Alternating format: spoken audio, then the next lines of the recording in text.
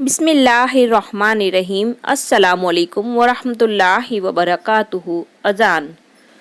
نماز فجر کی اذان سب سے پہلے انڈونیشیا سے شروع ہوتی ہے، اس کے بعد Sumatra, Malaysia, Dhaka, Sri Lanka, India, Pakistan, Afghanistan, Muscat, سعودی عرب، کویت، دبئی، یمن، عراق، ایران، استنبول، طرابلس، لیبیا، امریکہ تک مسلسل 9 گھنٹے فجر کی اذان ہوتی ہوئی واپس انڈونیشیا میں پہنچتی ہے، جہاں نماز ظہر کی اذان کا وقت ہو جاتا ہے۔